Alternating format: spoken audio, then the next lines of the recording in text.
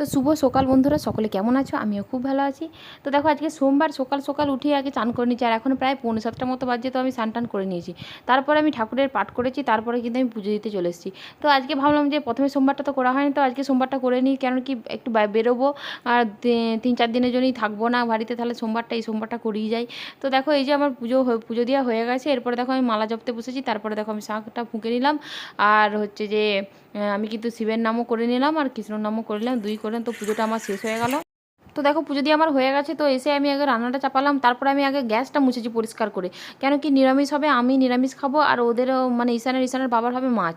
তো দেখো, এই যে ভাতের চালটা ধুয়ে দিলাম, আর এই যে প্রেসার কুকারে আজকে ভাতটা রান্না করে নেবো, কারণ কি হাঁড়ি ফাড়ি কিছুই আমার ধোয়া হয়নি। তো সেই করেই আমি প্রেসার কুকারে আজকে ভাতটা করে নেব। আর তারপরে দেখো চুলটা ঝেড়ে নেবো, কারণ কি চুলটা অনেকক্ষণ ধরে আমার ভিজেছিল আর এরকম বাঁধা ছিল, আর এমনি আমার ঠান্ডার ধাত। তো সেই করে আমি এই যে ভালো করে চুলটা আগে ঝেড়ে নেবো। তারপরে কিন্তু এই যে দেখো, আমার রান্না ওইদিকে সব তুলে রাখা হয়ে গেছে। তারপরে 4টে চারাপোনা নিয়েছিলাম, সেগুলোই রান্না করে দিয়েছি। এরপরে তোমার দাদাভাই খেতে বসে গেছে, তো মাছের ঝাল, আর ও যাবে স্কুল, আর আমরা